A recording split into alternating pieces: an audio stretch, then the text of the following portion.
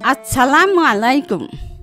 পরম করুণাময় মহান আল্লাহ তাআলার নামে শুরু করছি, যিনি অত্যন্ত দয়ালু। মহীশূরের ব্যাঘ্র টিপু সুলতান। তোমরা তো কিছুদিন আগেও টিভির পর্দায় একটি সিরিয়াল নাটক দেখেছিলে, যে নাটক পাক ভারত উপমহাদেশের ঘরে ঘরে আলোড়ন সৃষ্টি করেছিল। এই নাটক মুসলিম জাতিকে পুনরায় জাগিয়ে তুলেছে।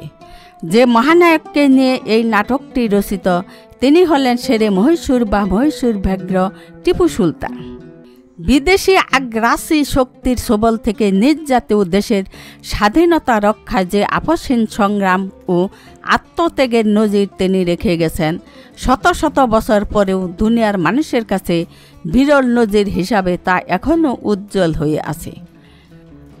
পররাজ্য লোভী বিদেশি শক্তির হামলার মোকাবেলায় দেশ ও জাতির মানমর্যাদা আর স্বাধীনতা রক্ষার লড়াইয়ে অকুতভয় মহীশূর ব্যাঘ্রের প্রচণ্ড হুঙ্কার আজও যেন আমরা কান পাতলে শুনতে পাই। তার আপসহীন ও সংগ্রামী জীবন আজও আমাদেরকে দেশ ও জাতি গঠনে প্রেরণা ও সাহস যোগায়। পলাশিতে ইংরেজদের ষড়যন্ত্রের সাথী ছিল উমিচাঁদ জগৎ শেখ। তাদের ষড়যন্ত্রের টোপ গিলেছিলেন সেনাপতি মীর জাফর। সেরিঙ্গাপত্তমেও ইংরেজরা একইভাবে সফল হয়। অর্থমন্ত্রী পূর্ণিয়া তাদের দলে যোগ দেয়।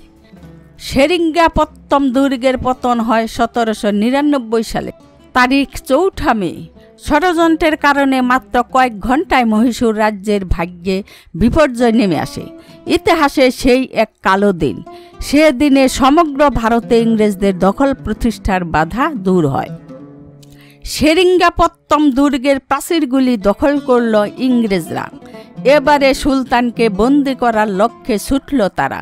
সুলতানকে বন্দি করতে না পারলে তাদের এ বিজয় নির্ঘাত আবার পরাজয়ে পরিণত হবে। বিশাল মহীশূর রাজ্যের বিখ্যাত সুলতান ভারতের আজাদি রক্ষার সংগ্রামের মহান সেনাপতি। ইংরেজ বাহিনীর ত্রাস, দক্ষিণ ভারতের জনগণ নন্দিত নায়ক এই কিংবদন্তির মানুষটির শেষ পরিণতি দেখার উত্তেজনা তাদের চোখে মুখে। ইংরেজদের আঘাতের পর আঘাতে ক্ষত বিক্ষত হয় সুলতানের বাহিনী। অগণিত লাশ আর আহত মানুষের স্তূপে আকীর্ণ একটি স্থান। সেখানে আহত অবস্থায় পড়ে আছেন রেজা খান। তিনি সুলতানের নিকট আত্মীয়, ঘনিষ্ঠ সহচর। তার আঘাত মারাত্মক। রেজা খান কাছেই একটি জায়গার দিকে ইশারা করলেন।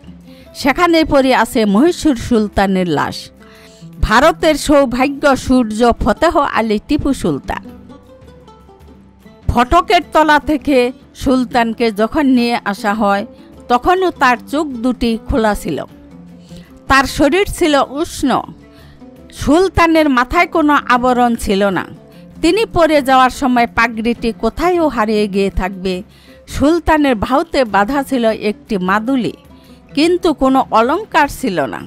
তার চেহারায় ছিল মর্যাদার প্রতীক, যে চেহারায় বীরত্ব ব্যঞ্জক ধীরতা। সেই দৃঢ় সংকল্পের ছাপ তাকে সাধারণ মানুষ থেকে আলাদা বৈশিষ্ট্য মণ্ডিত করেছিল। সুলতান আঘাত পেয়েছিলেন 4টি।